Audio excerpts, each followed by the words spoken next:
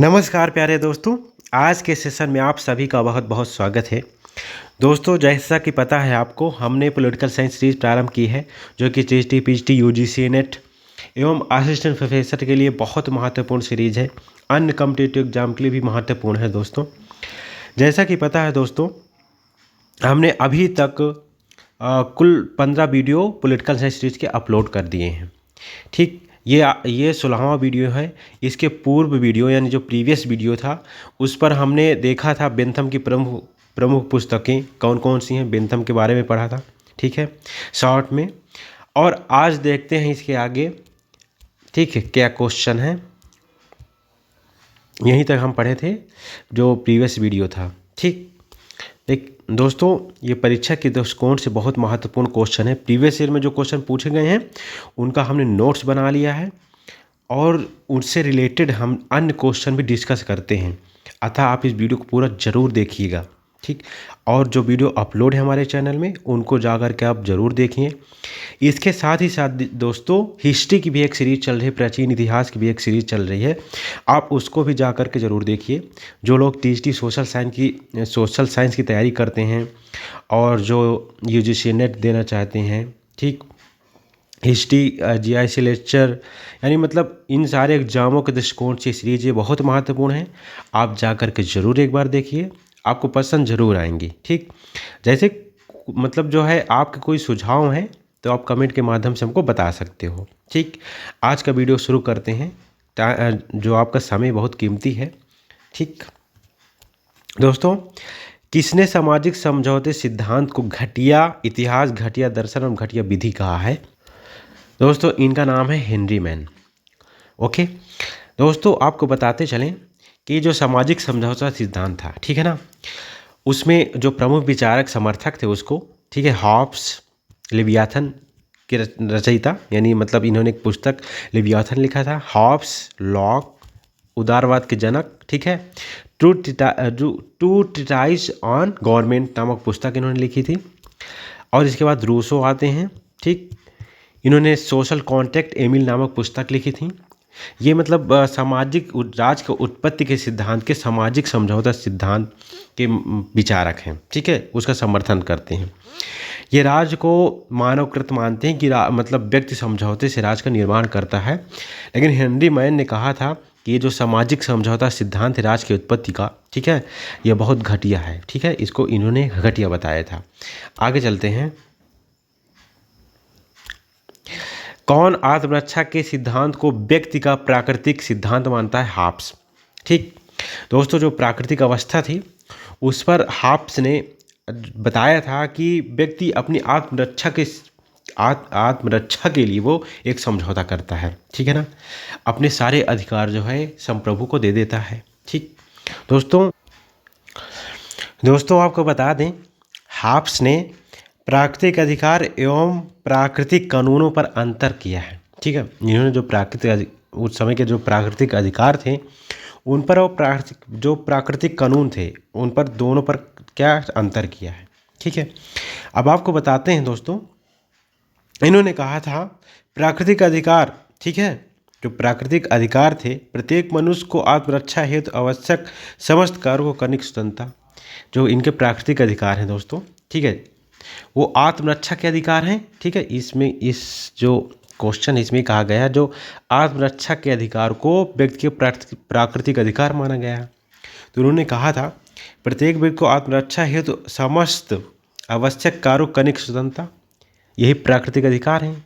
आत्मरक्षा हेतु जब वो समस्त मतलब कोई भी मतलब जो है बंधन ना हो, हर तरह की स्वतंत्रता हो, प्राकृतिक अधिकार उसको कहते हैं हॉब्स। लेकिन जो इनके जो प्राकृतिक कानून थे, ठीक है ना, वो अलग थे, इससे इतर भिन्न थे। प्राकृतिक कानून में इन्होंने कहा है कि इसके द्वारा दोस्तों ऐसे कार्य करने से रोका जाता है जिससे इनकी प्राण रक्षा के लिए सबसे घातक हो। ठीक है, उसकी सबसे प्रबल इच्छा जो होती है प्राण रक्षा के लिए घातक हो। उसमें दोस्तों जो प्राकृतिक अधिकार में स्वतंत्रता का आभास होता है, लेकिन प्राकृतिक कानून में दायित्व का आभास होता है। मतलब जो है दोस्तों, आपको बता दें, जो इनके मतलब पूर्ण रूप से स्वतंत्रता थी वो प्राकृतिक अधिकार थे। लेकिन जब उस स्वतंत्रता को रोका जाता है तो वो प्राकृतिक कानून थे, यानी व्यक्ति कुछ भी कर सकता था अगर उसको प्राकृतिक अधिकार प्राप्त थे। लेकिन अगर उसमें मतलब जो है कुछ रोक होती है, ठीक है ना, तो वो प्राकृतिक कानून है। इन्होंने दोस्तों 19 प्रकार के प्राकृतिक कानून बताए थे। इन्होंने कहा था कि प्रत्येक व्यक्ति को शांति के लिए प्रयास करना चाहिए। प्राकृतिक कानून बताए थे 19 प्रकार के, उनमें से एक था। और जो ये कहते हैं जो प्राकृतिक अवस्था थी उस समय की, प्राकृतिक अवस्था को पूर्व सामाजिक, क्वेश्चन पूछा गया है, पूर्व सामाजिक एवं पूर्व राजनीतिक मानते हैं, ठीक है ना, मतलब समाज से पहले मानते हैं, ठीक है। और राजनीति जो मतलब जैसे, अब दोस्तों ये कहते हैं कि उस समय जो है व्यक्ति में संघर्ष था एक तरह का, ठीक। हर व्यक्ति जो है एक दूसरे से लड़ता रहता था, मतलब कोई निश्चित कानून नहीं था और एक संस्था की ज़रूरत थी।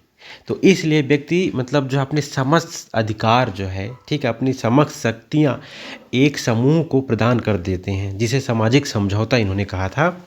और इस तरह से क्या कहते हैं, फिर समाज में एक सामंजस्य स्थापित हो जाता है और राज्य की स्थापना होती है। राज्य को यंत्र मानते हैं, मतलब व्यक्तियों द्वारा राज्य बनना, ठीक है। आगे चलते हैं।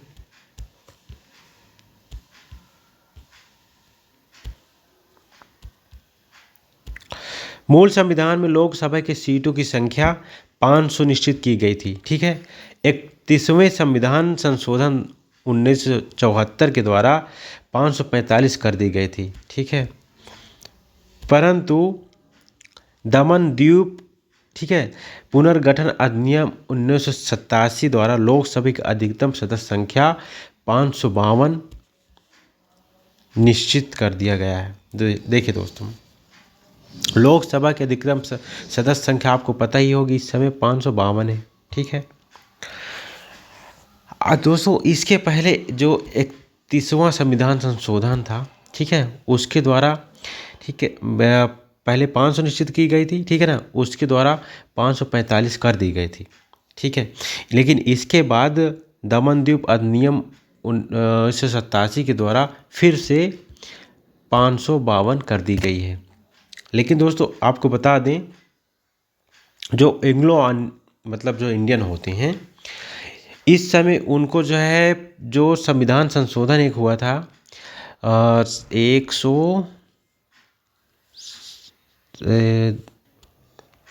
126वें संविधान संशोधन द्वारा दोस्तों, ठीक, एक व्यवस्था की गई जिसमें आपको बता दें कि 70 वर्ष, ठीक है, 70 वर्ष के पश्चात 2020 में 25 जनवरी 2020 में एंग्लो इंडियन जो थे, ठीक है, उनका नामांकन की जो व्यवस्था थी वो समाप्त होने वाली थी 25 जनवरी, ठीक है, 25 जनवरी 2020 में।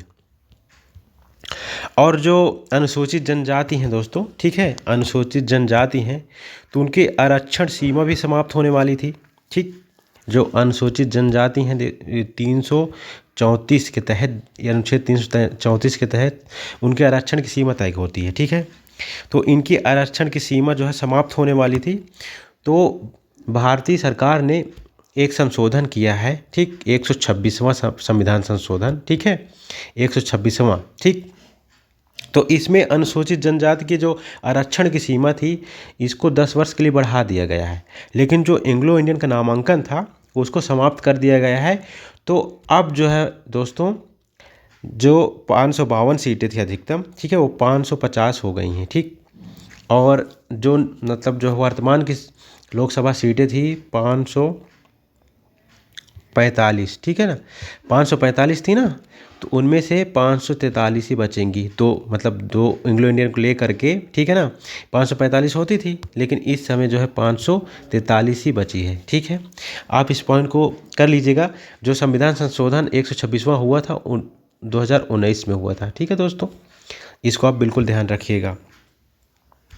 आगे चलते हैं। और एक चीज़ और बताते चलें, जो उत्तर प्रदेश है, जो विधानसभा की सीटें थी उसमें 404 थी एंग्लो इंडियन को लेकर के, लेकिन उसमें भी एंग्लो इंडियन का प्रावधान समाप्त हो जाएगा तो वहाँ 403 बचेंगी, ठीक है। ओके, चलते हैं आगे। अनुच्छेद ठीक 37 के अनुसार नीति निर्देशक तत्वों को न्यायालय में नहीं लाया जा सकता। ठीक है, अनुच्छेद 37 ये कहता है, आपको बताते चलें, जो नीति निर्देशक तत्व हैं दोस्तों, जो संविधान के भाग 4 में हैं, जो संविधान का भाग है ना, संविधान के भाग टोटल 25 हैं क्रम से अगर लगातार देखा जाए। ठीक, लेकिन मतलब जो है भाग 22 हैं। ठीक है, टोटल 22 भाग हैं, लेकिन बीच में कुछ मतलब जो है भाग हैं, जैसे कि मतलब जो है भाग 6 है। ठीक, तो उसके 1-2 भाग और हैं बीच में, तो उनको लेकर के क्रम से अगर देखा जाए तो 25 हैं, लेकिन जो टोटल भाग हैं 22 हैं। ठीक है, तो 22 भागों में से जो चौथा भाग है दोस्तों संविधान का, तो उसके तहत नीति निर्देशक तत्वों की व्यवस्था की गई है, जिन्हें राज्य लागू करते हैं, कोई बाध्यता नहीं होती है। दोस्तों इनको आयरलैंड के संविधान से लिया गया था, क्वेश्चन भी पूछा जाता है, नीति निर्देशक तत्वों को आयरलैंड के संविधान से लिया गया था। ठीक है, तो इनमें ये व्यवस्था की गई है अनुच्छेद 37 के तहत। इसमें दोस्तों 36 से लेकर के 51 अनुच्छेद हैं, 36 से लेकर 51 अनुच्छेद हैं। तो इसमें ये कहा गया था 37 में कि निर्धारित तत्वों को न्यायालय में नहीं लाया जा सकता। ठीक है ना, मतलब इसमें कोई बाध्यता नहीं होती है कि आप इनको न्यायालय में ले जा सको। ठीक है, आगे चलते हैं। निर्वाचन के बाद सरपंच के विरुद्ध अविश्वास प्रस्ताव प्रस्तुत किया जा सकता है 2 वर्ष के बाद। जो सरपंच होता है दोस्तों, ठीक है, तो उसके विरुद्ध अविश्वास प्रस्ताव जो है 2 वर्ष के बाद प्रस्तुत किया जा सकता है। ओके, आगे चलते हैं।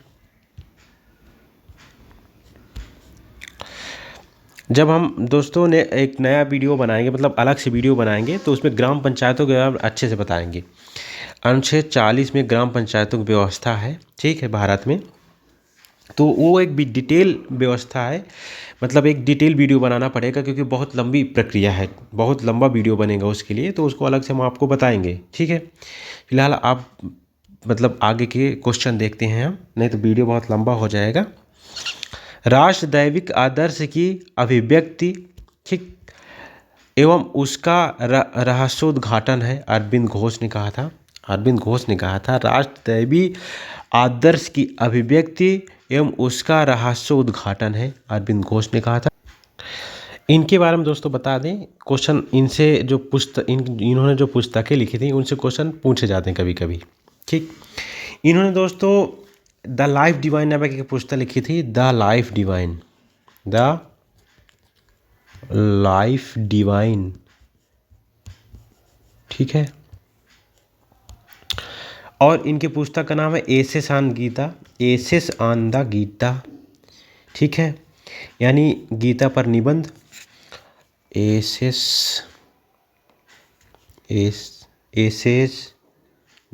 होता है ना, एसेस ऑन गीता। और इनकी पुस्तक का नाम है, जो पूछी जाती, Savitri the human cycle. Savitri the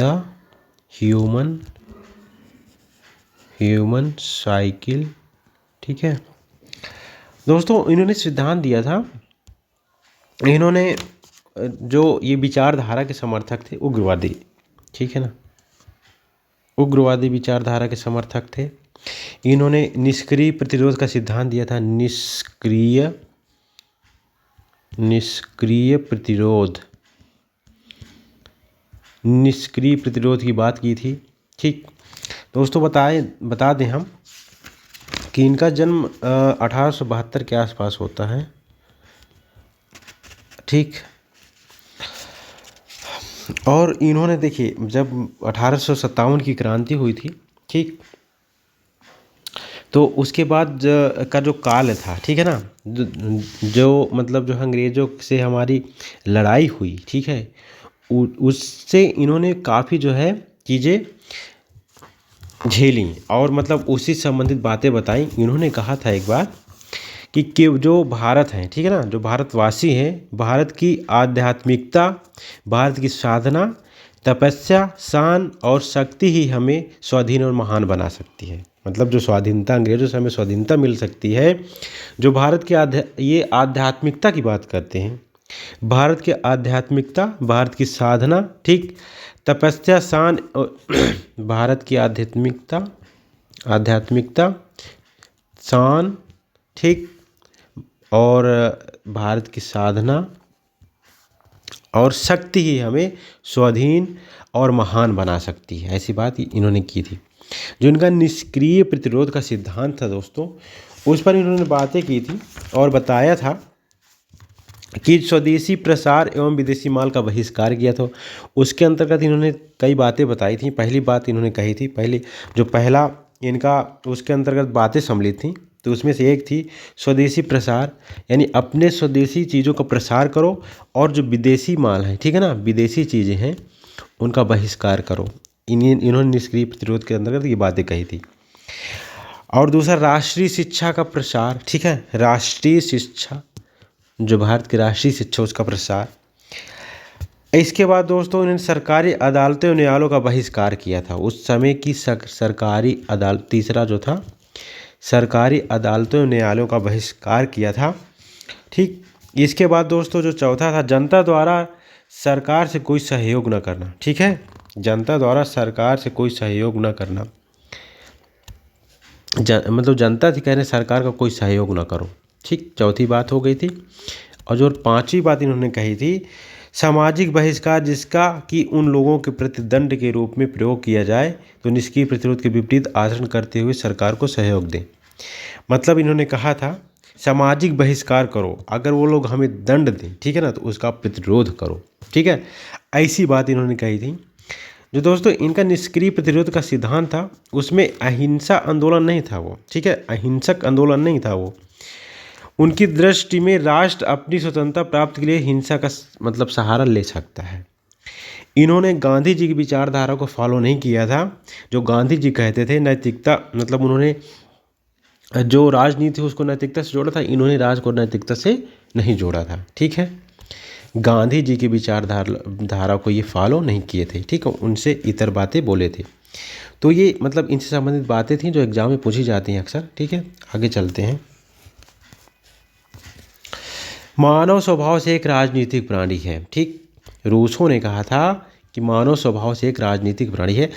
इसके पूर्व के जो प्रीवियस वीडियो थे दोस्तों, उस पर हम रूसो के बारे में बहुत सारी चर्चाएं की हैं, लेकिन फिर भी आपको बता देते हैं।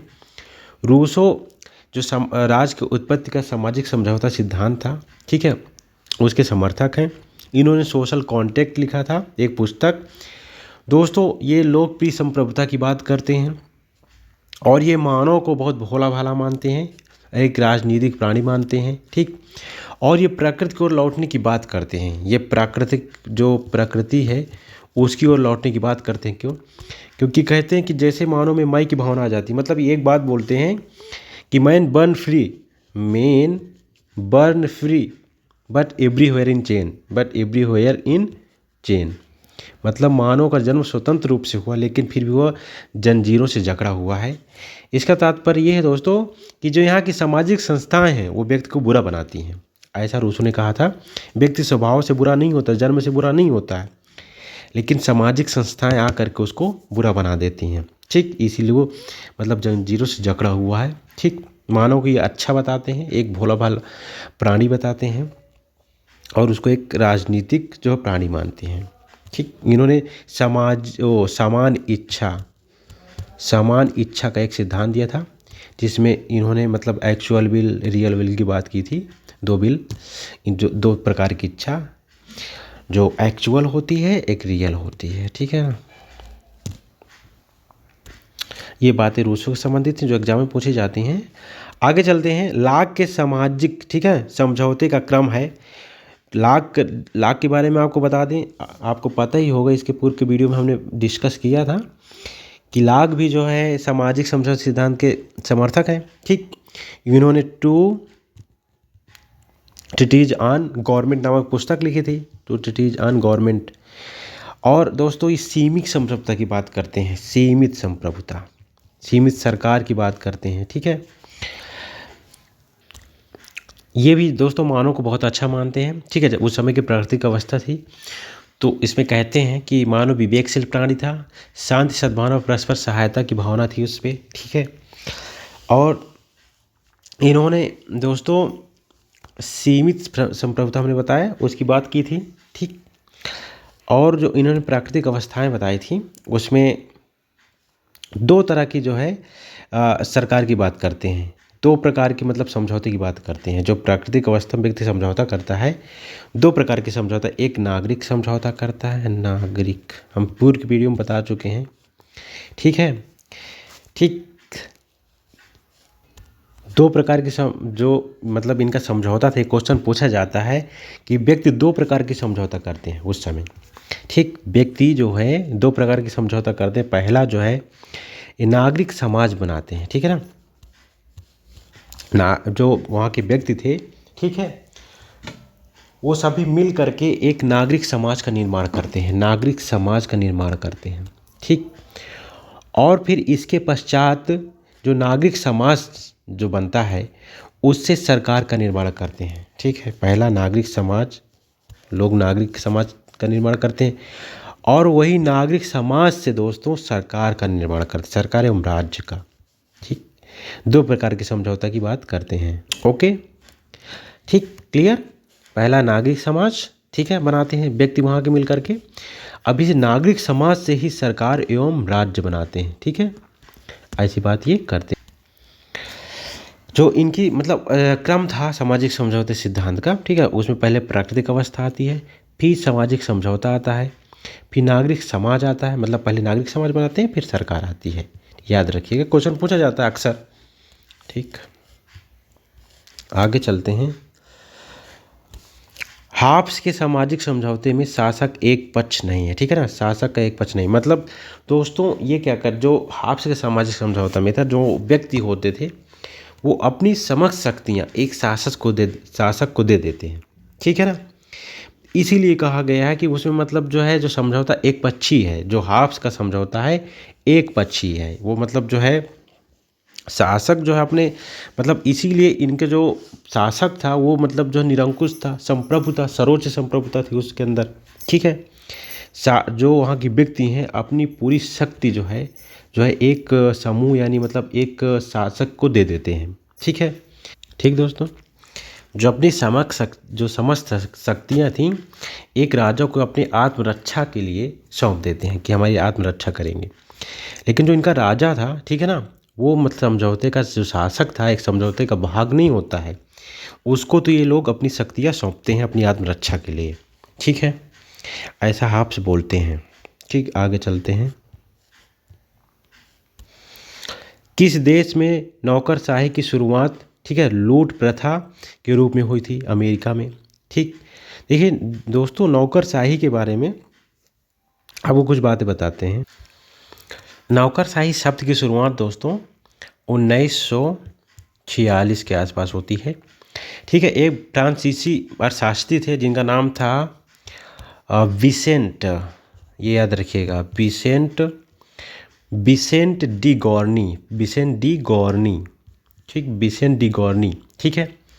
इन्होंने नौकरशाही शब्द की शुरुआत की थी। विसेंट डी गॉर्नी, बहुत बार एग्जाम में क्वेश्चन पूछा गया है, नौकरशाही शब्द की शुरुआत किसने की थी? विसेंट डी गॉर्नी, विसेंट डी, ठीक है, गॉर्नी, याद रखिएगा, फ्रांसीसी अर्थशास्त्री थे गॉर्नी, ठीक।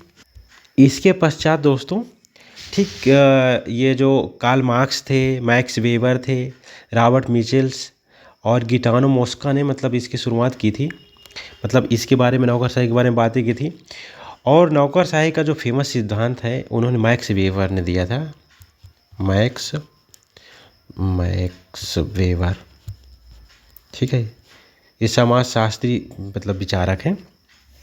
इन्होंने दोस्तों नौकरशाही को तीन भागों में बांटा था, एक पारंपरिक नौकरशाही, पारंपरिक, ठीक है ना, पारंपरिक, उसके प्रकार बताए थे, तीन भाग बताए थे, एक जादुई या करिश्माई, ठीक है, करिश्माई नौकरशाही, ठीक है, एक कानूनी नौकरशाही। इन्होंने तीन नौकरशाही के तीन भाग बताए थे, ठीक है, क्वेश्चन पूछा जाता है। और दोस्तों एक ये जो FM मार्क्स थे, FM मार्क्स, ये कार्ल मार्क्स नहीं है, उनसे अलग विचारक हैं, ठीक है, FM मार्क्स इनको कहते हैं। इन्होंने नौकरशाही के 4 रूप की चर्चा की थी। ठीक है, इन्होंने नौकरशाही के 4 रूप बताए थे जो बहुत फेमस है, एग्जाम में अक्सर इनसे प्रश्न बनते हैं।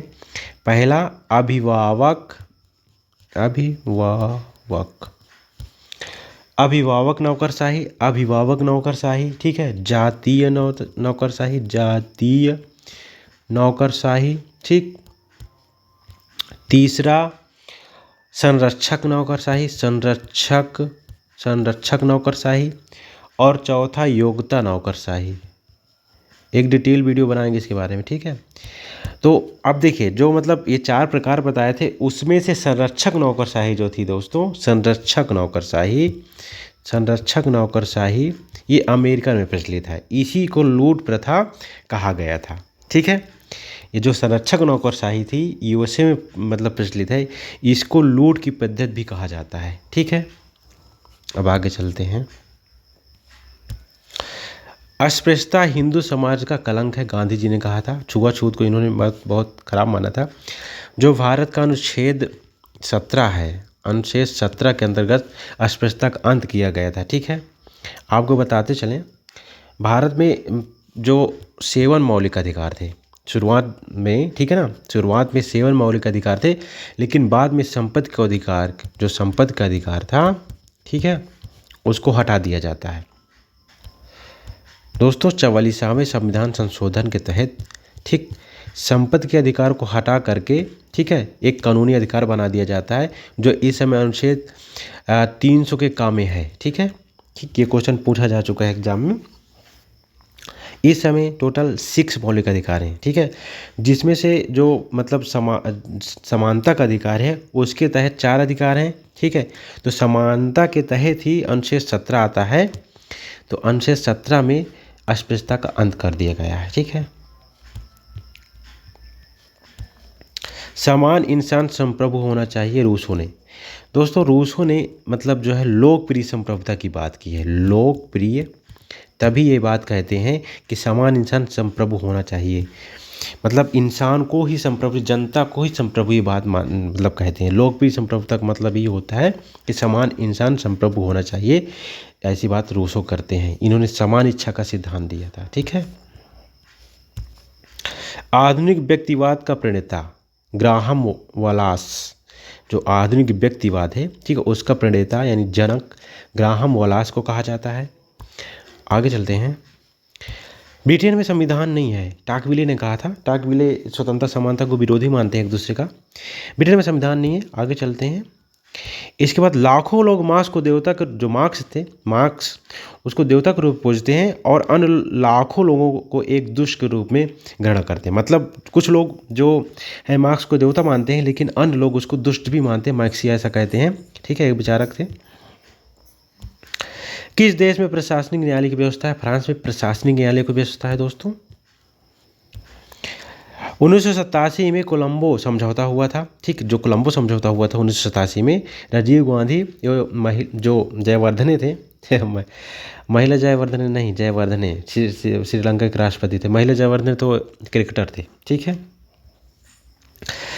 1987 में कोलंबो समझौता हुआ था। राजीव गांधी जो तत्कालीन भारत के प्रधानमंत्री थे, ठीक है, और जयवर्धने ठीक है श्रीलंका के राष्ट्रपति। आगे चलते हैं। वांडुंग सम्मेलन हुआ था 1955 में। वांडुंग सम्मेलन दोस्तों 1955 में हुआ था। अब इसके बारे में कुछ बातें बताते हैं आपको जो एग्जाम में पूछी जाती हैं। दोस्तों यहाँ इंडोनेशिया में हुआ था। ठीक, जो वांडुंग सम्मेलन था ये इंडोनेशिया में हुआ था दोस्तों। बर्मा, ठीक है ना, Burma, Sri Lanka, Bharat, Indonesia, Pakistan, Bharat, Indonesia, ठीक, इंडोनेशिया और पाकिस्तान, ठीक, इन सारे देशों ने मिल करके वांडुंग सम्मेलन किया था।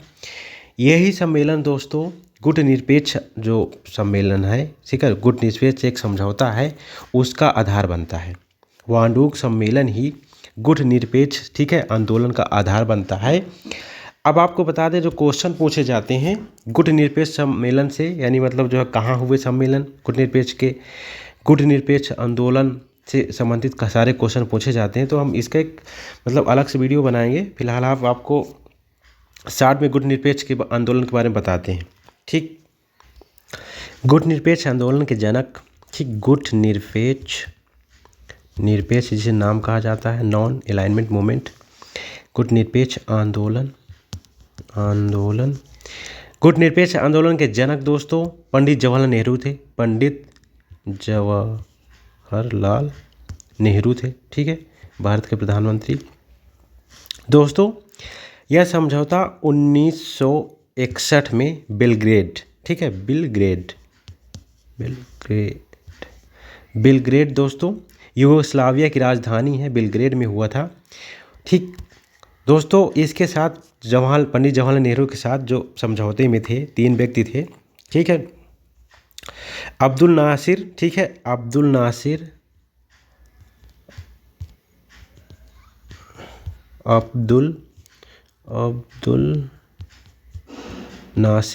ठीक है, ये मिस्र के पूर्व राष्ट्रपति थे। अब्दुल नासिर मिस्र के पूर्व राष्ट्रपति, मिस्र है ना, इजिप्ट, मिस्र के पूर्व राष्ट्रपति थे अब्दुल नासिर। ठीक, इसके बाद दोस्तों यूगोस्लाविया था, उसके राष्ट्रपति, ठीक, मार्शल टीटो थे।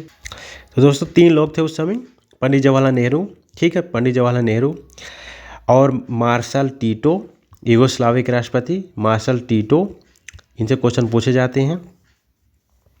और मिस्र के पूर्व राष्ट्रपति, ठीक है ना, अब्दुल नासिर, ठीक है, अब्दुल नासिर, ठीक है, ये 3 लोगों ने मिलकर के 1961 में, ठीक है, बेलग्रेड में समझौता करते हैं, गुट निरपेक्ष समझौता। इसका तात्पर्य था कि जो उस समय शीत युद्ध चालू था ना अमेरिका और रूस के मध्य, तो उन दोनों शक्तियों में मतलब ये किसी की तरफ जो है नहीं जाएंगे, मतलब ये तटस्थ रहेंगे। ठीक, ये मतलब किसी का समर्थन नहीं करेंगे, ऐसा इन्होंने समझौता किया था। जो गुट निरपेक्ष का पहला समझौता होता है, सम्मेलन होता है, पहला सम्मेलन होता है दोस्तों, समझौते का पहला सम्मेलन, तो वो बेलग्रेड में ही होता है। ठीक है, उस समय 25 सदस्य थे। वर्तमान में दोस्तों गुट निरपेक्ष आंदोलन के, ठीक है, 120 सदस्य हैं, 120 सदस्य हैं और इसके 18 जो है, ठीक है, 18 सम्मेलन हो चुके हैं।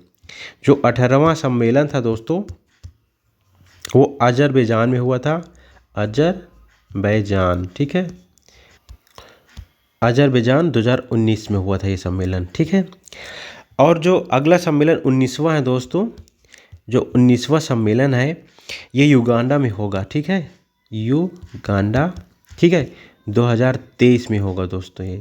ये पॉइंट याद रखिएगा, इनसे क्वेश्चन बनते हैं। अब आगे चलते हैं। श्रमिकों की तानाशाही प्रतिपादित किया था लेनिन। ठीक है, स्टेट एंड रिवोल्यूशन इनकी पुस्तक थी, स्टेट एंड रिवोल्यूशन में, उसमें इन्होंने श्रमिकों की तानाशाही की बात की थी। आपको बता दें ये मार्क्सवादी विचारधारा के समर्थक हैं, ठीक है, उसी के विचारक हैं। इन्होंने मार्क्स की नीतियों को आगे बढ़ाया था। इन्होंने साम्यवाद, ठीक है, विचारधारा की बात की है। इन्होंने मतलब जो है, जो समाजवाद लाना चाहते थे ये, ठीक है, वो हिंसा के माध्यम से लाना चाहते थे। ठीक है, मतलब जो है ये चाहते थे कि जो समाजवाद, जब मतलब समाज में जो परिवर्तन हो, ठीक है ना, उसमें हिंसा का सहारा लेना पड़े तो ले सकते हैं। इन्होंने हिंसा को भी जोड़ा था। ठीक है, ये मतलब जो है मार्क्स के विचारों को आगे बढ़ाए थे। आगे चलते हैं। आधुनिक उदारवादी प्रजातांत्रिक राज्य का एक औद्योगिक राज्य बन गया है। ठीक, क्वेश्चन क्या है, आधुनिक उदारवादी प्रजातांत्रिक राज्य, ठीक है, वह एक औद्योगिक राज्य बन गया है। अब ऐसा क्यों कहा गया था? गलब्रेथ ने कहा था, क्योंकि देखिए जो उदारवाद है, ठीक है, ये पूंजीपति को बढ़ावा देता है। ये चाहता है कि जो निजी क्षेत्र हैं, ठीक है, औद्योगिक क्षेत्रों पर राज्य का जो है नियंत्रण नहीं होना चाहिए, मतलब न्यूनतम हस्तक्षेप हो। ठीक है, ऐसी बात करते हैं उदारवादी। सभ्य समाज राजनीतिक चिंतन में एक केंद्रीय अवधारणा नहीं है। जो सभ्य समाज है राजनीतिक चिंतन में एक केंद्रीय अवधारणा, लेनिन ये बात कहते हैं, मतलब राजनीतिक चिंतन में एक केंद्रीय अवधारणा उसको नहीं मानते हैं। आगे चलते हैं। विधि का शासन समानता को प्रतिष्ठित नहीं करता है। प्रक्रियात्मक, ठीक है, एक प्रक्रियात्मक अवधारणा है, उसके तहत ये माना जाता है कि जो प्रक्रियात्मक न्याय है, प्रक्रियात्मक न्याय है, ठीक है, जिसको मतलब जो रॉल्स नहीं थे, जॉन रॉल्स, उन्होंने दिया था, ठीक। प्रक्रियात्मक न्याय को दोस्तों जॉन रॉल्स ने दिया था। उनने विधि का शासन समानता को प्रतिष्ठित करता है, ऐसी बात कही गई थी प्रक्रियात्मक न्याय में, ठीक है। आगे चलते हैं। रॉल्स याद रखिएगा, इन्होंने प्रक्रियात्मक न्याय की बात की थी, ठीक है। ये उदारवादी अपने न्याय में उदारवाद एवं सामाजिक समझौते को भी शामिल करते हैं। अज्ञान के पर्दे की बात करते हैं, ठीक है। इनसे क्वेश्चन बनते हैं जॉन रॉल्स से। The law of constitution dicey, ठीक है, विधि के शासन की बात करते हैं दोस्तों। ये ब्रिटेन के ब्रिटेन में जन्मे थे, ठीक है। इन्होंने लॉ ऑफ कॉन्स्टिट्यूशन की बात की, ठीक है, एक पुस्तक लिखी थी लॉ ऑफ कॉन्स्टिट्यूशन, और विधि के शासन की बात किए थे, ये वही विधि के शासन, ठीक है। ये ब्रिटेन के थे। आगे चलते हैं। दार्शनिक उग्रवाद का प्रतिपादक है बेंथम। बेंथम के बारे में हम चर्चाएं कर चुके हैं दोस्तों। बेंथम दोस्तों ये उपयोगिता के जनक हैं, ठीक है। व्यक्तियों का अधिकतम कल्याण की बात करते हैं। व्यक्तियों में सुख की भावना प्रधानता होती है, व्यक्तियों में सुख की प्रधानता होती है। हर व्यक्ति सुख चाहता है, दुख कोई नहीं चाहता है, ऐसी बात करते हैं। दार्शनिक उदारवाद, मतलब ये उदारवाद के समर्थक हैं, ठीक है। ये दार्शनिक उग्रवाद के प्रतिपादक हैं, ठीक है, और उदारवाद के समर्थक भी हैं, ठीक है। और कानूनी अधिकारों की बात करते हैं ये, कि राज्य कानूनों को देता है, मतलब राज्य का समर्थन करते हैं ये, कुल मिला के ये आप समझ लीजिए। इन्होंने जेल का एक सिद्धांत दिया था, इन्होंने जेल प्रणाली का एक सिद्धांत दिया था, जो एलटी में क्वेश्चन पूछा गया था। जेल से संबंधित इन्होंने एक सिद्धांत दिया था, ठीक है। आगे चलते हैं। संसदीय आध्यात्मिक सरकारों का मिश्रण है फ्रांस। दोस्तों जो फ्रांस है उसमें संसदीय, ठीक है, अध्यक्षीय सरकार, दोनों प्रकार की सरकारें पाई जाती हैं, ठीक है। इसीलिए उसको दोस्तों अर्ध अध्यक्षीय प्रणाली कहा जाता है। जो फ्रांस है दोस्तों, फ्रांस पे ठीक है, अर्ध अध्यक्षीय ठीक है, शासन प्रणाली प्रचलित है, ठीक है। आगे चलते हैं। भारत संघ से किसी राज्य के पृथक होने को प्रतिनिधित्व किया, ठीक है, 16वें संविधान संशोधन 1963 में। मतलब भारत संघ से किसी राज्य के पृथक होने को प्रतिबंधित किया गया। प्रतिबंधित मतलब उसको जो है बंद किया गया 16वें संविधान संशोधन 1963 के द्वारा। क्वेश्चन बहुत इंपॉर्टेंट है।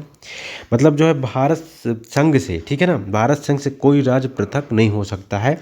संविधान में एक ऐसा संशोधन किया गया था। ओके, आगे चलते हैं। हम एक संविधान के अंतर्गत कार्य करते हैं, किंतु संविधान वह है जैसा न्यायाधीश बताते हैं, यह कहलाता है, ठीक है, संयुक्त राज्य अमेरिका में।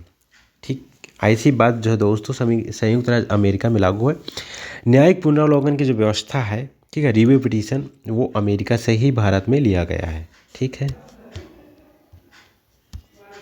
किस एक विवाद में अमेरिकी मुख्य न्यायाधीश मार्शल, ठीक है, के न्यायिक पुनरावलोकन की शक्ति को मान्यता दी गई थी?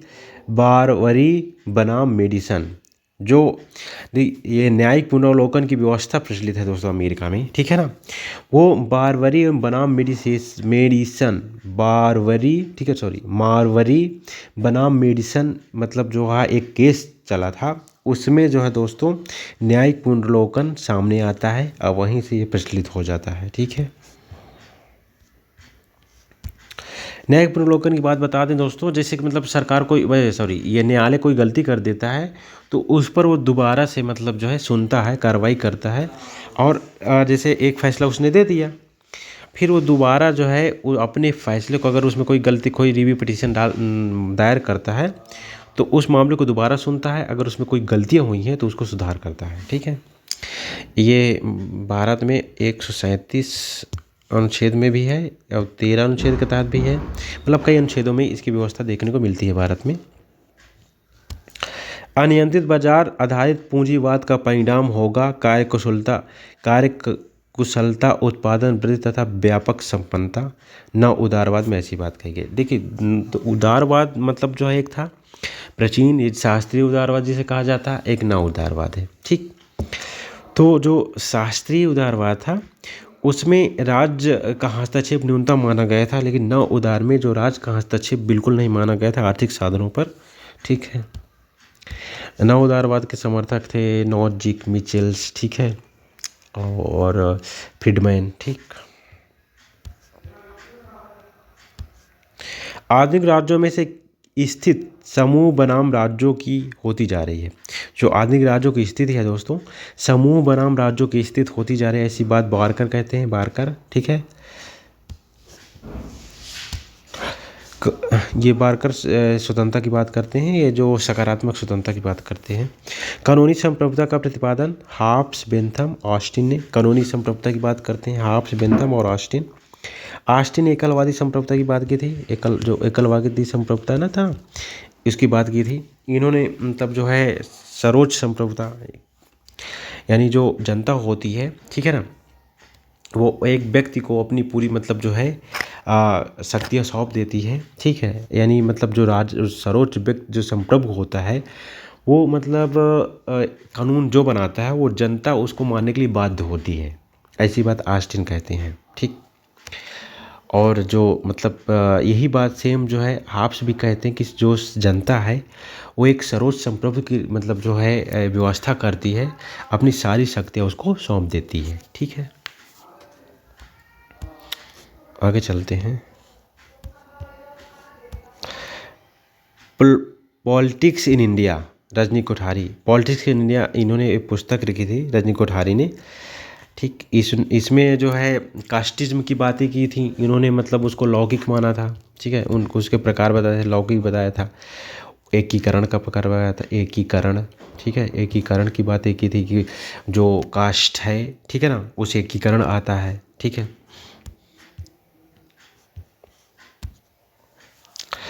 Democratic and economic changes, MacIver. ठीक है, ये राज्य के विकासवादी, जो राज्य की उत्पत्ति का विकासवादी सिद्धांत था, ऐतिहासिक सिद्धांत था, उस पर इन्होंने एक बात कही थी जो एग्जाम में अक्सर पूछी जाती है, उसका समर्थन किया था। इन्होंने कहा था जो रक्त संबंध होता है, ठीक है ना, वो समाज का निर्माण करता है और समाज जो है राज्य का निर्माण करता है, ऐसी बात मैकाइवर कहते हैं। जो रक्त संबंध है, रक्त संबंध से समाज निर्माण होता है, समाज बनता है, और समाज से जो है राज्य बनता है, ऐसी बात मैकाइवर बोलते हैं।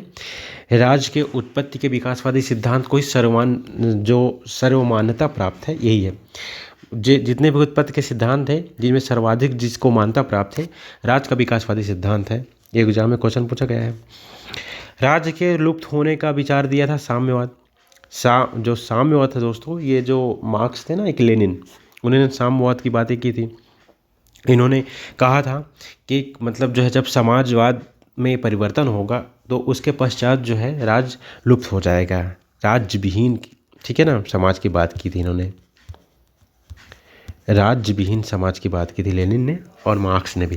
कहते हैं राज्य एक शोषणकारी संस्था है, राज्य एक शोषणकारी संस्था है जो व्यक्ति को शोषण करती है। ठीक है, जो मतलब जो श्रमिक लोग होते हैं, ठीक, उनका शोषण करते हैं पूंजीपति लोग राज्य की संस्था का गठन करके। ठीक है, राज्य को ही पूंजीपतियों की संस्था मानते हैं, कार्ल मार्क्स। संस्थात्मक शासन व्यवस्था ब्रिटेन में है, भारत में है, जर्मनी में है और कनाडा में है। ठीक है, संस्थात्मक शासन व्यवस्था की बात हम कर चुके हैं। इसमें दोहरी शासन प्रणाली होती है दोस्तों। एक मिनट दोस्तों, जो दोहरी शासन प्रणाली होती है इसमें संघात्मक शासन व्यवस्था में होती है। संस्थात्मक शासन व्यवस्था में ये दोस्तों क्या होता है कि जो मंत्रिपरिषद होती है लोकसभा प्रति उत्तरदायी होती है। ठीक, संस्थात्मक शासन व्यवस्था में मंत्रिपरिषद कार्यपालिका व्यवस्थापक के प्रति उत्तरदायी होती है। जो लोकसभा होती है ना, जो भारत का निम्न सदन है, उसके प्रति उत्तरदायी होती है। ठीक है, और जो इसका कार्यकाल होता है, इसमें दो प्रकार की दोस्तों मतलब जो कार्यपालिका दो प्रकार की होती है, एक नाम मात्र की कार्यपालिका होती है जो राष्ट्रपति होता है, एक वास्तविक कार्यपालिका होती है, ये संसदात्मक शासन व्यवस्था में है। ठीक है, लेकिन दोस्तों जो दोहरी सरकार होती है ना, दोहरी सरकार, ठीक है ना, दोहरी वो संघात्मक में होती है, पहले हमने बताया, लेकिन ये इसका लक्षण है। ठीक है, याद रखिएगा, बोलिएगा नहीं। इसके बाद दोस्तों ये कहाँ कहाँ प्रचलित है, हमने अभी बताया, ब्रिटेन, भारत और जर्मनी, कनाडा में संसदात्मक शासन व्यवस्था है।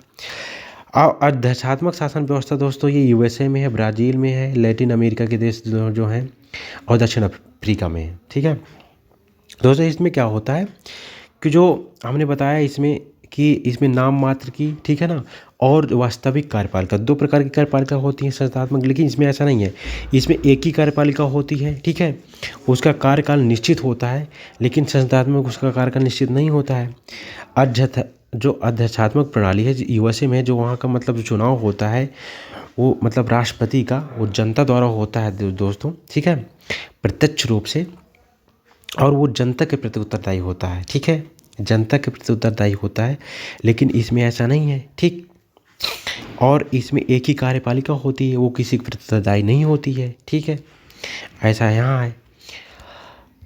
और संघात्मक हमने बताया भी, ये संघात्मक कहाँ गया, ये संघात्मक, ठीक, संघात्मक, इसमें दोस्तों दोहरी मतलब प्रकार की सरकार होती है। मतलब एक केंद्र की सरकार होती है, शक्तियों का बंटवारा होता है। शक्तियाँ एक मतलब जो है केंद्र पर निश्चित नहीं होती हैं, मतलब जो है स्थिर नहीं होती हैं, वो जो है राज्य और केंद्र दोनों में बटी होती है, शक्तियों का बंटवारा होता है इसमें। ठीक है, संघात्मक ये यूएसए में भी है, कनाडा में भी है, ऑस्ट्रेलिया में भी है, भारत में भी है। संघात्मक शासन व्यवस्था भारत में भी है। ठीक, एकात्मक शासन व्यवस्था जो शक्तियाँ होती हैं दोस्तों, ठीक है, वो केंद्र पर मतलब जो है स्थिर होती हैं। जो शक्तियाँ हैं, ठीक है, वो सिर्फ जो है केंद्र पर ही होती हैं। ठीक दोस्तों, ठीक है, जो शक्तियाँ होती हैं वो मतलब जो है केंद्र पर ही निहित होती हैं पूरी तरह से। ठीक, शक्तियों का बंटवारा नहीं होता है ये एकात्मक शासन व्यवस्था में। ठीक है, एकात्मक राज्य व्यवस्था में। ठीक, जो संघात्मक व्यवस्था होती है दोस्तों, जो शक्तियों का बंटवारा होता है, केंद्र और राज्यों में बटी होती हैं शक्तियाँ। ठीक, केंद्र की शक्तियाँ अलग होती हैं, राज्यों की शक्तियाँ अलग होती हैं, जैसे भारत में है। ठीक है, दोहरी शासन प्रणाली होती है इसमें मतलब दोहरी शासन प्रणाली नहीं होती है, एकात्मक शासन प्रणाली होती है। ठीक है, लेकिन भारत में दोस्तों ये दोनों प्रकार की जो है शासन राज्य व्यवस्था है। ठीक है,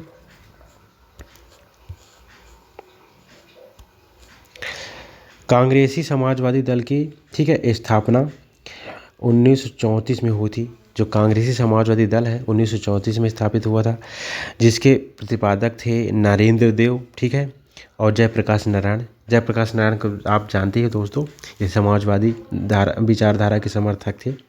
ठीक है, कौन संविधान एवं संविधानवाद में अंतर नहीं मानता है? CF strong. देखिए, संविधान एवं संविधानवाद में अंतर नहीं मानती है, लेकिन देखा जाए दोस्तों, संविधान अलग चीज़ है, संविधान अलग चीज़ है। संविधानवाद एक विचारधारा है, संविधान एक, ठीक है ना, प्रक्रिया है। बताते हैं कैसे। देखिए दोस्तों, संविधान में एक मतलब जो है लिखित प्रक्रिया होती है। ये संविधान दोस्तों लिखित या अलिखित नियमों का एक समूह होता है, ठीक है ना, जो मतलब राज्य द्वारा बनाया जाता है। ठीक है, राज्य जो होता है वो संविधान बनाता है, लेकिन संविधानवाद में ऐसा नहीं है दोस्तों। ये संविधान एक तरह का दर्शन होता है, ठीक है ना, जिसमें जो मतलब जो है जो विचारधारा होती है एक तरह की, जो लोगों की नीतियाँ होती हैं उसको माना जाता है। ठीक है, ठीक, जैसे कि मतलब जो है स्वतंत्रता, व्यक्ति स्वतंत्रता को प्रधानता दी जाती है इसमें। ठीक है, समानता की बात की जाती है, लोकतंत्रात्मक प्रणाली की बात की जाती है, उसकी विचारधाराओं की बात की जाती है। ठीक है, ये चीज़ें हैं। आगे चलते हैं। इसके जो है डिटेल वीडियो हम अलग से बनाएंगे। संविधान एवं संविधानवाद से संबंधित वीडियो अलग से बनाया जाएगा। किसे कार्यपालिका के हाथ, ठीक है, हाथों कोरे चेक की संज्ञा दी गई थी? प्रत्यानुदान को।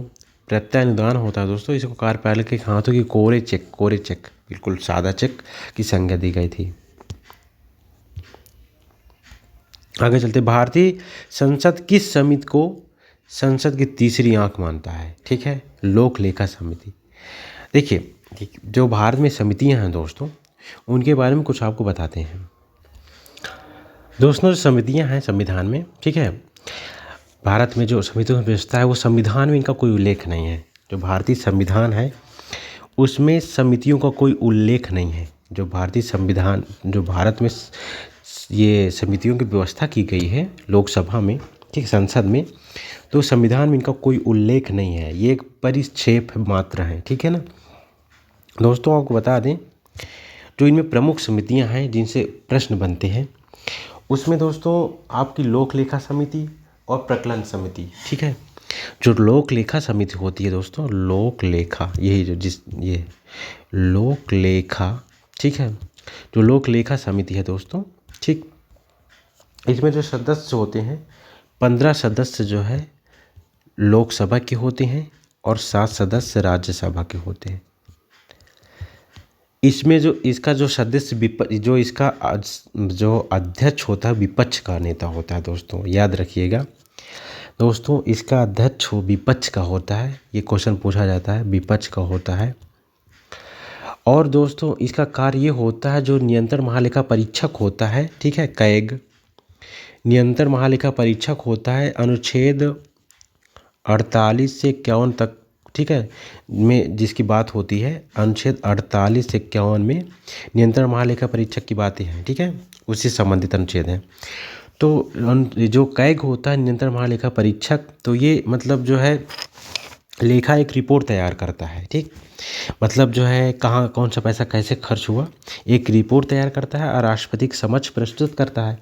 तो ये लोक लेखा समिति का कार्य होता है, ठीक है, उन रिपोर्ट प्रस्तुत करता है नियंत्रण महालेखा परीक्षक, उनका जो है रिव्यू करना, ठीक, उनकी समीक्षा करना कि कौन सा पैसा कहाँ खर्च हुआ है और किस मद के लिए खर्च हुआ है, ठीक है, ये काम होता है इसका लोक लेखा समिति का। और जो प्रकलन समिति होती है, सबसे बड़ी समिति होती है संसद की, ठीक है, सबसे बड़ी समिति होती है। समितियों का मतलब है दोस्तों जो लोकसभा होते हैं उसके नियम होते हैं एक तरह के, ठीक। तो सबसे बड़ी समिति होती है दोस्तों, उसका नाम है दोस्तों, जो सबसे बड़ी समिति होती है उसका नाम है प्रकलन, ठीक है, प्रकलन समिति। इसको आकलन समिति भी कहा जाता है।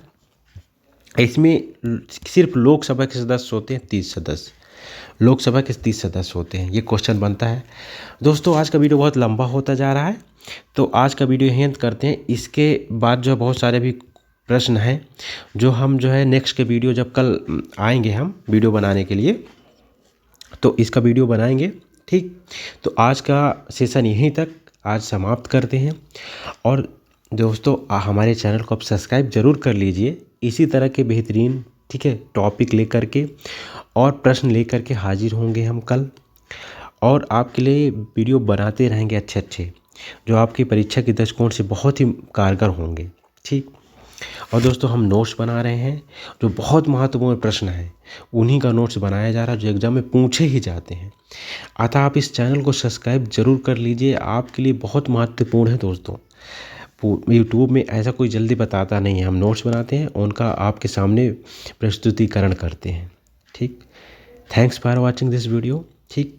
हैव अ नाइस डे, खुश रहिए, मस्त रहिए।